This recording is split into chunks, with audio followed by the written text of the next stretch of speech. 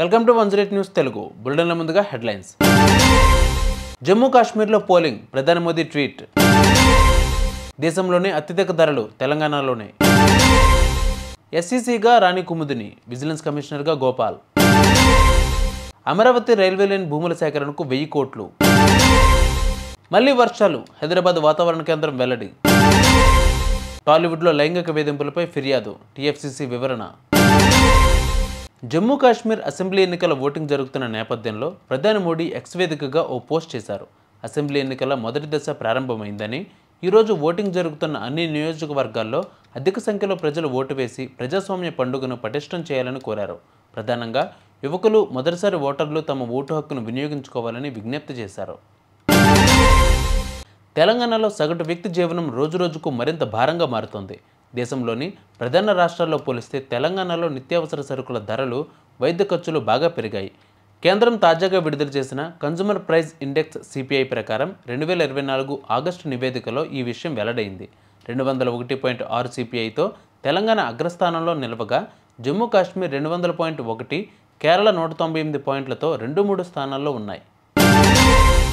రాష్ట్ర ఎన్నికల సంఘం కమిషనర్ రిటైర్డ్ ఐఏఎస్ రాణి కుముదినిని నియమిస్తూ ప్రభుత్వం ఉత్తర్వులు జారీ చేసింది. ఈ ప్రాతిపదికను గవర్నర్ జిష్ణుదేవ్ ఆమోదం తెలిపారు. రాష్ట్ర విజిలెన్స్ కమిషనర్గా విశ్రాంత ఐఏఎస్ ఎంజీ గోపాల్ను నియమించింది. ఇద్దరు 3 ఏళ్ల పాటు పదవుల్లో కొనసాగనున్నారు. రాణి కుముదిని 1988 ఐఏఎస్ బ్యాచ్ కాగా, గోపాల్ 1983 ఐఏఎస్ బ్యాచ్.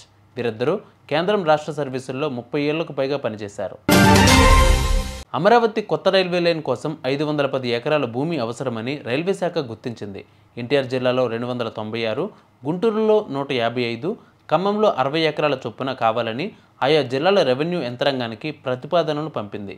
ఈ భూముల సేకరణకు 1000 కోట్లు ఖర్చవుతుందని అంచనా. ఈ వ్యయాన్ని భరించేందుకు రైల్వే శాఖ అంగీకరిస్తున్నట్లు, పాత అలైన్మెంట్ ప్రకారం ఎర్రపాలెం నుంచి రైల్వే లైన్ను ప్రతిపాదిస్తున్నట్లు సమాచారం. వారం రోజులుగా పొడి వాతావరణం ఉన్న రాష్ట్రంలో మళ్లీ వర్షాలు కురవనున్నాయి. ఈ నెల 21, 22 తేదీల్లో ఉరుములు, మెరుపులు, ఈదురుగాలులతో కూడిన మోస్తారు వర్షాలు కురుస్తాయని హైదరాబాద్ వాతావరణ కేంద్రం వెల్లడించింది.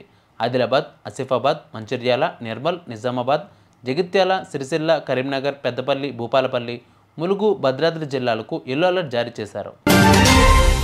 జానీ మాస్టర్పై లైంగిక వేధింపుల కేసు నేపథ్యంలో Telugu film chamber of commerce స్పందించింది. సినీ ఇండస్ట్రీలో ఇలా వేధింపులు ఎదుర్కొన్న వారు తమకు ఫిర్యాదు చేయాలని కోరారు. హైదరాబాద్లోని టీఎఫ్సీసీ ఆఫీస్ వద్ద ఉదయం 6 గంటల నుంచి రాత్రి 8 గంటల వరకు కంప్లైంట్ బాక్స్ అందుబాటులో ఉంటుందని తెలిపారు. పోస్ట్ లేదా ఫోన్ నెంబర్ ద్వారా తెలియజేయవచ్చు. ఫోన్ నెంబర్ 9889972280 లేదా మెయిల్ ఐడి complaints@telugufilmchamber ద్వారా ఫిర్యాదు చేయవచ్చని సూచించింది.